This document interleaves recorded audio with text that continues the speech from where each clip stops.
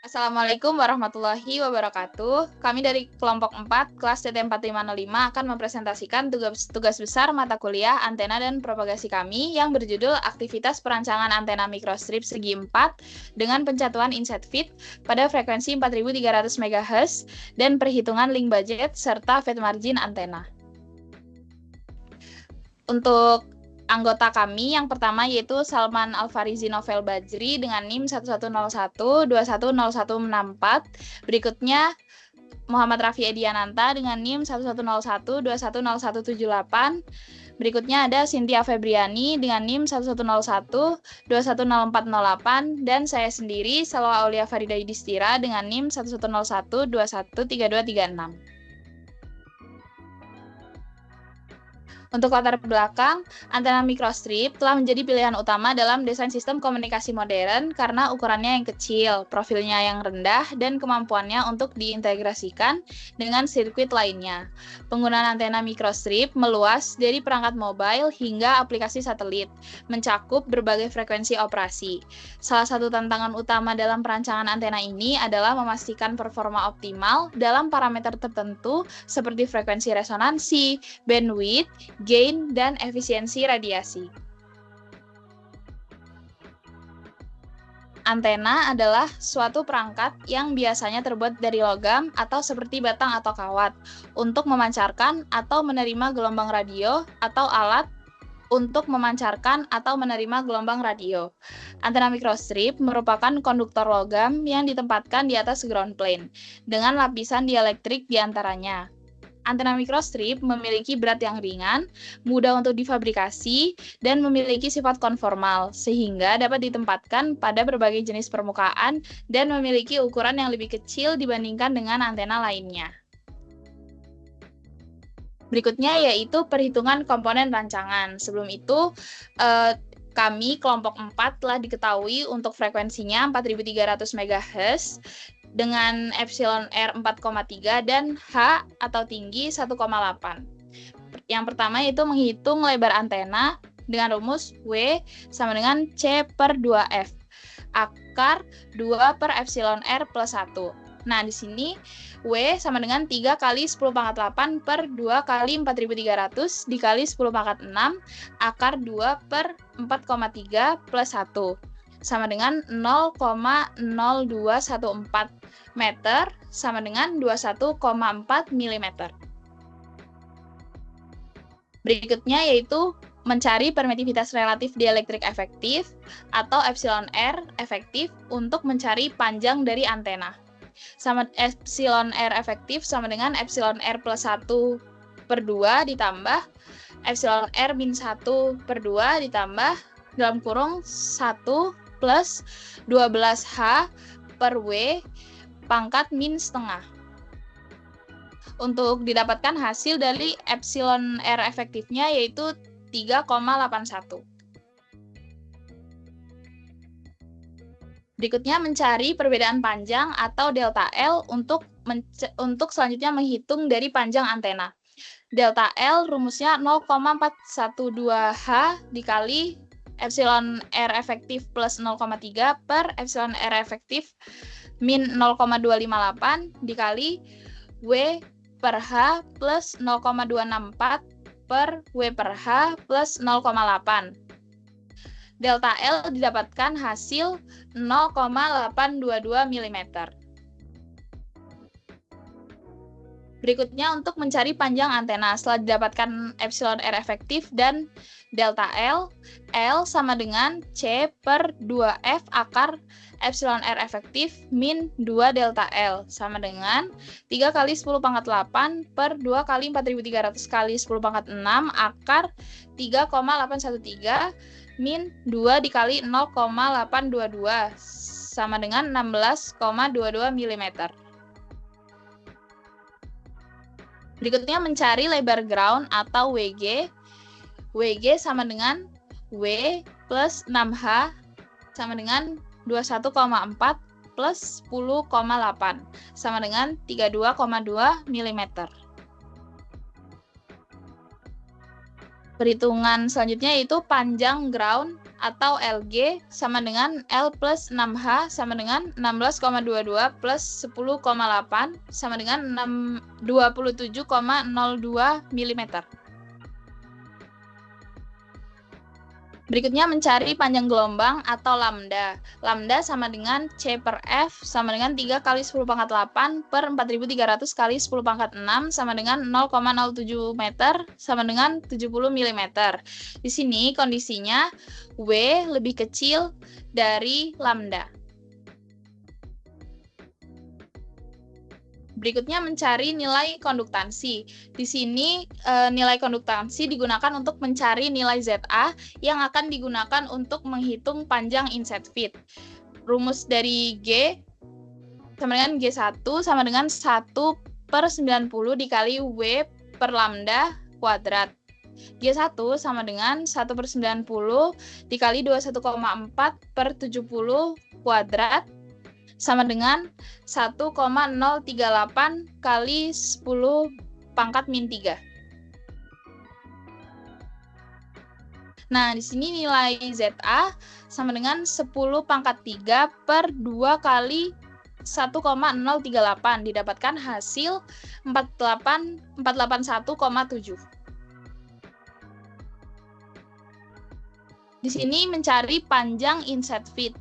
ZB sama dengan ZA cos kuadrat Pi per L YO.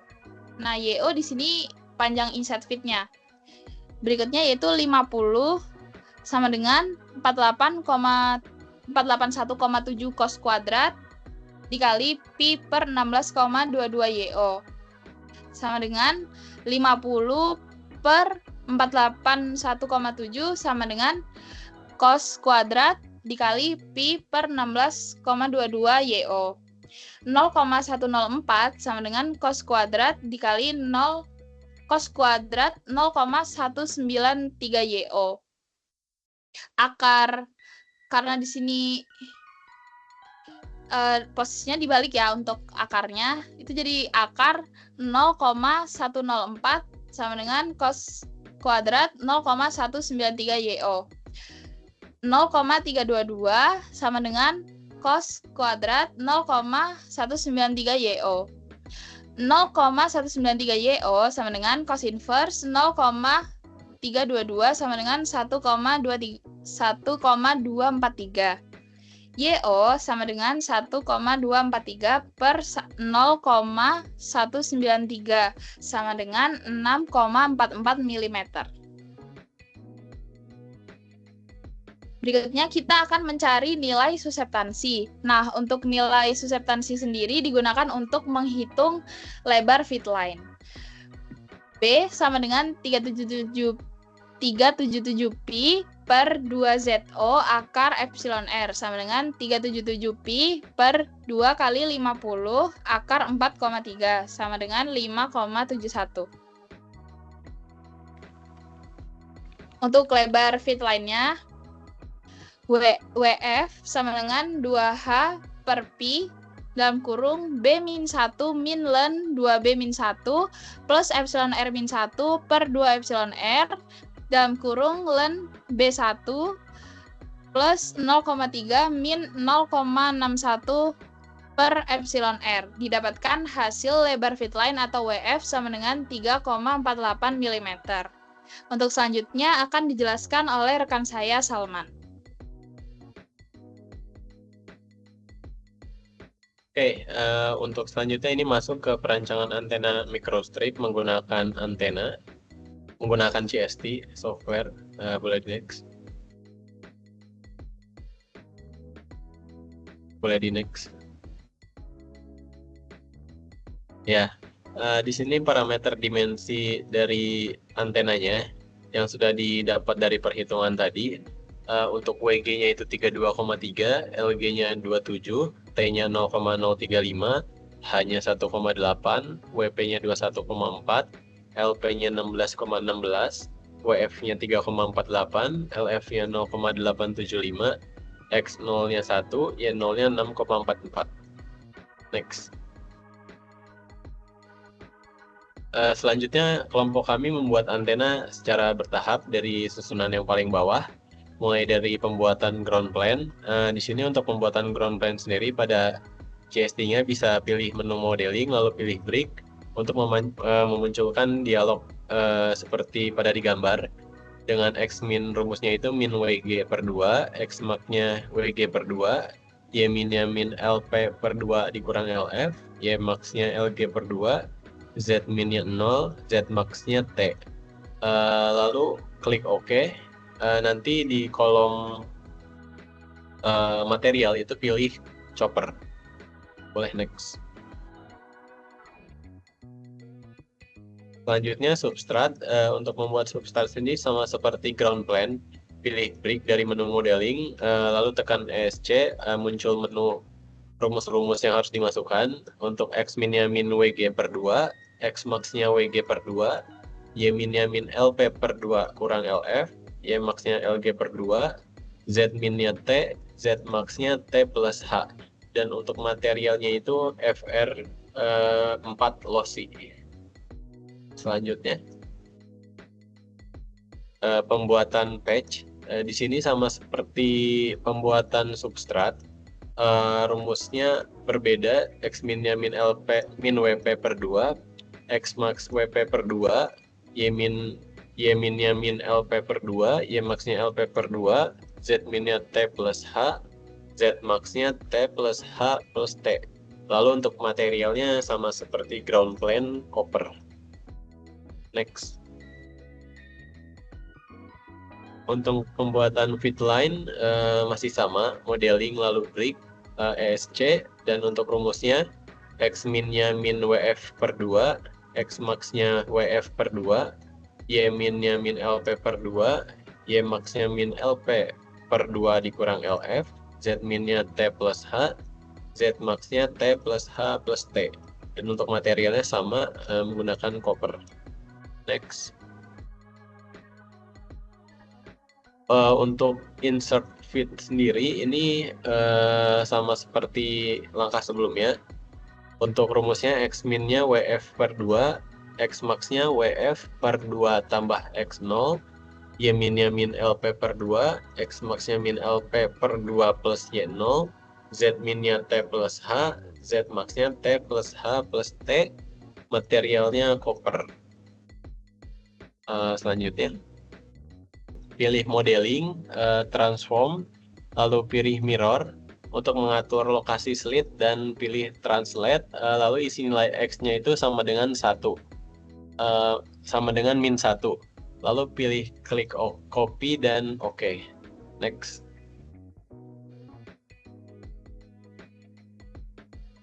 Selanjutnya untuk pembuatan port, di sini lakukan pick pada bagian bawah lapisan feed.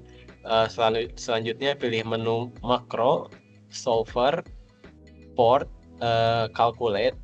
Nah, pada calculate port extension coefficient, kemudian akan muncul tampilan dari menu calculate port coefficient, lakukan calculate dan kemudian construct port from picker face seperti pada gambar. Next. Nah, ini untuk hasil perancangan portnya sesuai dengan gambar. Selanjutnya akan dijelaskan hasilnya oleh saudara saya lagi.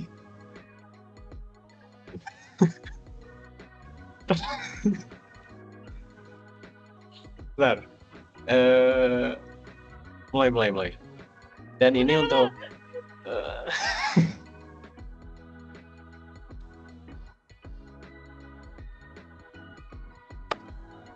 keringetan gini bro.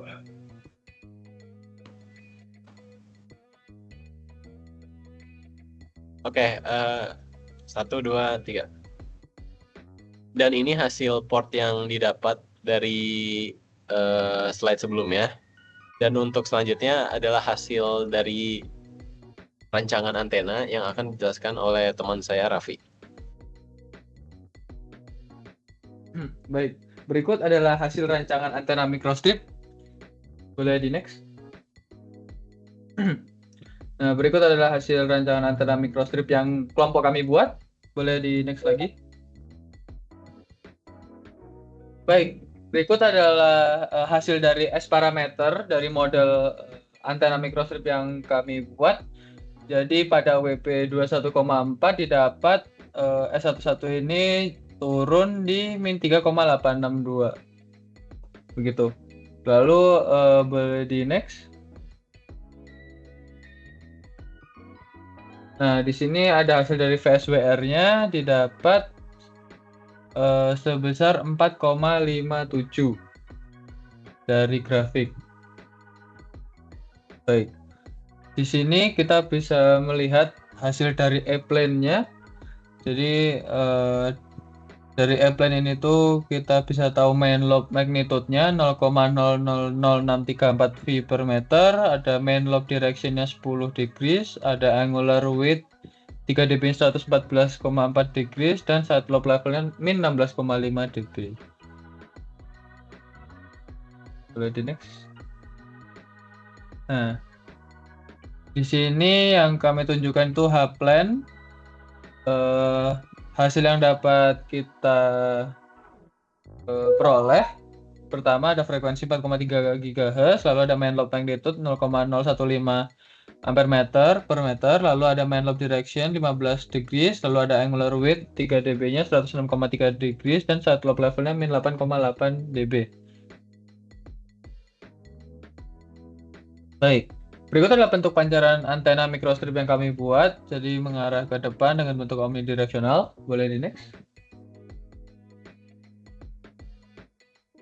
Baik, berikut adalah S parameter yang ingin kami temukan yang paling mendekati dan paling jatuh di dekat frekuensi 4,3 dimulai dari 18, 19, 20, 19,5, 19,25, 21,4, 19,125, 19,075, 19,005, 19,001, dan 19,0005. Jadi WP ini adalah lebar patch, teman-teman. Jadi dari lebar patch ini kita memperoleh S1 yang paling bagus itu ada di WP di saat WP-nya ukurannya 19 dan 18. Jadi diperolehnya min 7,126. Begitu, karena paling rendah ya. Lalu yang bisa dilihat ya dari beberapa percobaan, jadi memang hasilnya ada banyak. Dari yang lebar patch-nya 18 dan 19 itu sama, min 7,126. Lalu ada lebar patch-nya 20, diperoleh min 5,1. Lalu WP-nya 19,5 diperoleh min 5,6. 19,25 diperoleh min 5,8824. Lalu di saat lebar patch-nya 21,4 didapat min 3,8. 19,125 diperoleh min 6,0. Di saat 19,075 diperoleh min 6,06. Di saat 19,005 diperoleh min 6,139. Di saat lebar patch-nya 19,001 diperoleh min 6,14. Dan yang terakhir, di saat lebar patch-nya 19,0005 diperoleh min 6,1438. Gitu. Boleh di next. Baik, berikut adalah analisis S parameternya dari sumbu Y menunjukkan magnitudo parameter S11 dalam desibel. Nilai-nilai negatif menunjukkan bahwa sinyal mengalami penurunan atau loss ketika dipantulkan. Sumbu X frekuensi atau gigahertz menunjukkan frekuensi dalam gigahertz. Rentang frekuensi yang diukur berada di sekitar 4,2 GHz hingga 4,4 GHz. Lalu ada warna merah, itu di saat WP-nya 18, lebar patch-nya 18 memiliki nilai magnitudo paling rendah sekitar min 7,126. Lalu warna hijau itu di saat lebar patch 19 memiliki nilai magnitudo yang serupa dengan WP18 yaitu sekitar min 7,126. Lalu ada warna biru di saat lebar patch 20 memiliki nilai min 5,107 desibel. Lalu ada warna oranye di saat WP-nya atau lebar patch 19,5 memiliki nilai magnitudo sekitar min 5,620. Kurva lainnya memiliki nilai WP yang berbeda-beda dan menghasilkan nilai magnitudo yang berbeda juga. Seperti yang tertera pada legenda dengan warna yang sesuai.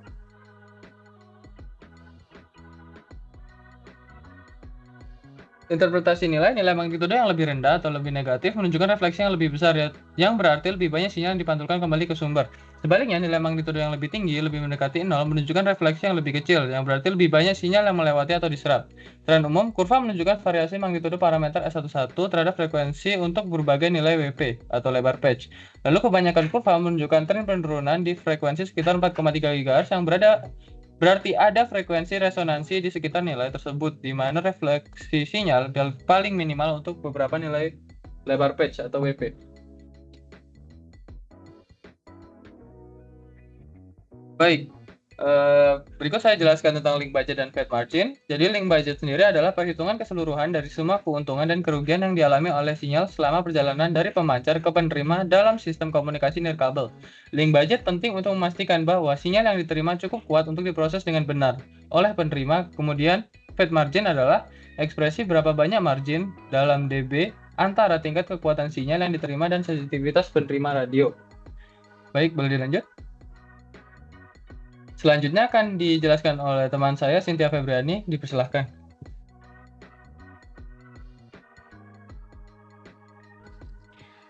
Baik, terima kasih. Selanjutnya, untuk menghitung link budget dan feed margin itu kita membutuhkan beberapa nilai komponen. Nah, di sini kita telah mendapatkan beberapa nilai komponen yang diberikan oleh Bapak Asep selaku dosen kepada kelompok 4. Nah, diantaranya nilai-nilai komponen yang sudah diberikan itu ada frekuensi 4300 MHz, lalu ada VSWR 2:1, ada tinggi tower pemancar atau HTX dengan nilai 4 meter, tinggi tower penerima, HRX 7 meter, jarak komunikasi D 25 km, lalu V 0,23 mikroV, lalu daya pancar atau PTX 5000 dBm, lalu surge kit loss pemancarnya 0,8 desibel, konektor loss pemancarnya 1,2 desibel, surge kit loss penerimanya 1 desibel, dan konektor loss penerimanya 1 desibel. Selanjutnya, nah dari data yang sudah diberikan itu masih ada beberapa komponen yang harus kami perhitungkan atau kami cari. Di antaranya ada panjang gelombang, sensitivitas radio atau sensitivitas penerima, loss kabel di pemancar, lalu mismatch loss pemancar, lalu loss transmitter kit, loss kabel penerima, mismatch loss penerima, dan loss receiver kit. Kemudian kami juga harus mencari gain di antena pemancar dan gain di antena penerima, lalu loss max, jarak kritikal, free space loss, two-ray loss, daya penerima, sensitivitas penerima, dan yang terakhir yaitu mencari feed margin-nya itu sendiri. Nah, perhitungan yang pertama itu kami mencari nilai panjang gelombang dengan rumus lambda sama dengan C per F. Dapat dilihat di layar dengan angka yang telah dimasukkan itu didapat hasil 0,07 meter atau 0,07 atau sama dengan 7 kali 10 pangkat min 2 meter. Lalu untuk sensitivitas radionya atau bisa dikatakan sensitivitas penerima itu dengan rumus Rx sensitivity sama dengan 10 log dikali dalam kurung V dikali 10 pangkat min 6 dikuadratkan per 50 ditambah 30 itu didapatkan hasil sebesar minus 119,75 dBm.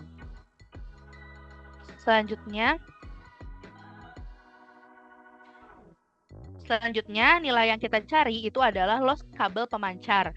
Nah, melihat dari datasheet untuk kabel koaksial Belden itu untuk frekuensi 4300 MHz, setelah kami hitung, kami mendapat nilai insertion loss-nya itu adalah 8,578 desibel per 100 feet atau per 30 meter. Nah, nilai tersebut karena baru berlaku untuk 30 meter, maka di sini kita akan mencari besaran per meternya. Sehingga 8,578 desibel itu dibagi 30 meter, sama dengan 0,286 desibel. Nah, besaran per meter ini kita kalikan dengan panjang dari antena pemancarnya, yaitu tadi panjang atau tingginya itu adalah 4 meter, sehingga dikalikan 4 meter mendapat hasil 1,144 desibel. Selanjutnya kita menghitung mismatch loss pemancar dengan rumus ML sama dengan min 10 log dikalikan 1 min dalam kurung VSWR min 1 per VSWR plus 1 dikuadratkan. Nah, didapat hasilnya itu adalah 0,511 desibel. setelah mendapatkan beberapa nilai komponen terkait surge kit, lalu loss cable, loss connector, dan juga mismatch, kita bisa mengakumulasikan untuk perhitungan loss transmitter kitnya atau loss yang ada di sisi pemancar dengan rumus LTX sama dengan surge kit tambah loss cable tambah loss connector tambah mismatch, didapatkan hasil 3,65 desibel. Selanjutnya, kita juga harus menghitung loss yang ada di sisi penerima. Nah, langkah-langkahnya sama seperti tadi, kita menghitung dulu loss kabelnya. Nah, tadi kan didapat besaran per meternya untuk frekuensi 4300 adalah 0,286 desibel. Ini dikalikan dengan tinggi tower penerima, yaitu 7 meter, sehingga didapatkan hasilnya adalah 2 desibel. Selanjutnya, mismatch loss-nya karena VSWR-nya sama, 2, sehingga didapat juga hasilnya sama, yaitu 0,511 desibel. Nah, setelah mendapatkan surge kit, loss cable, loss connector, dan juga mismatch di sisi penerima, kita bisa mengakumulasikan loss receiver kitnya dengan rumus LRX sama dengan surge kit plus loss cable plus loss connector plus mismatch. Didapatkan hasilnya yaitu 4,511 desibel.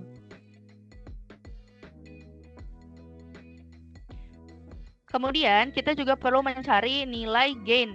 Nah, gain ini di antena pemancar juga di antena penerima.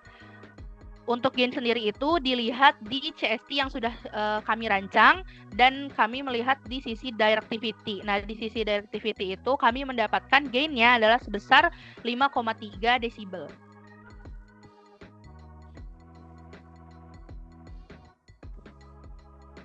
Selanjutnya, kami juga menghitung untuk nilai loss max. Loss max ini dengan rumus 4,124 dikali akar HTX ditambah 4,124 dikali akar HRX, didapatkan hasilnya adalah 19,16 km. Kemudian untuk jarak kritikalnya atau DC dengan rumus 4pi dikali HTX dikali HRX per lambda, didapatkan hasil 5.026,5 meter atau dalam kilometer itu 5,02 kilometer.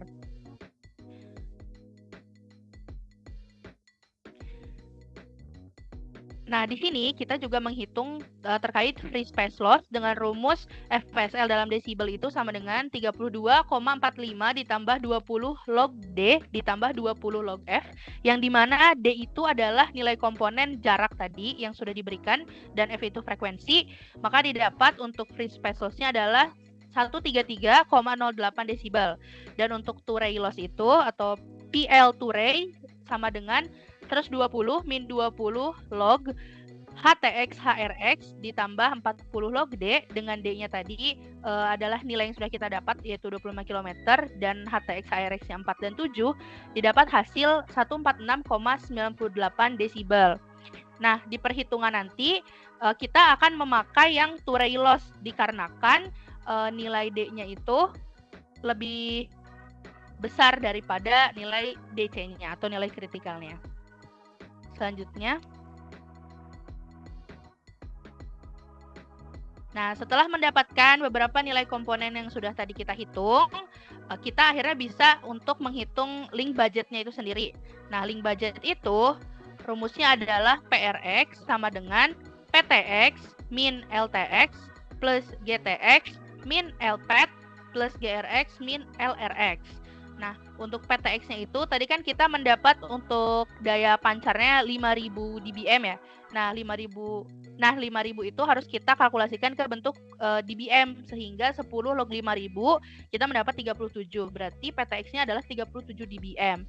Dikurangi LTX yang tadi kita dapat adalah 3,65 desibel ditambah gain kita adalah 5,3 desibel.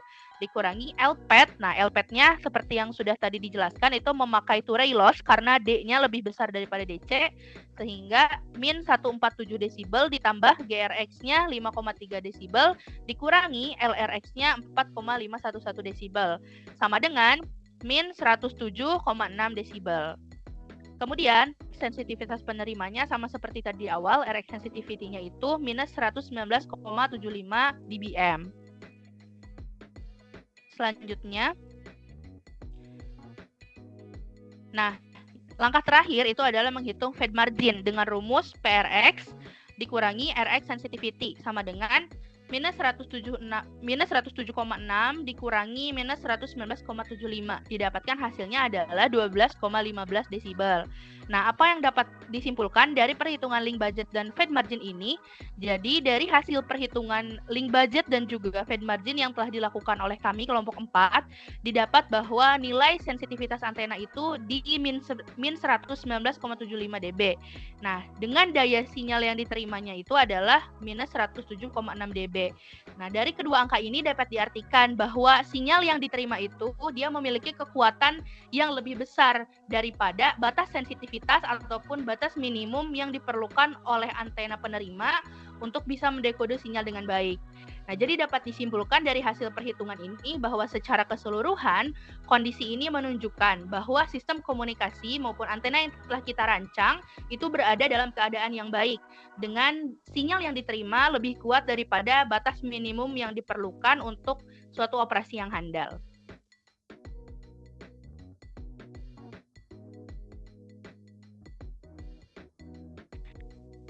Sekian presentasi dari kelompok kami. Terima kasih, kurang lebihnya mohon maaf.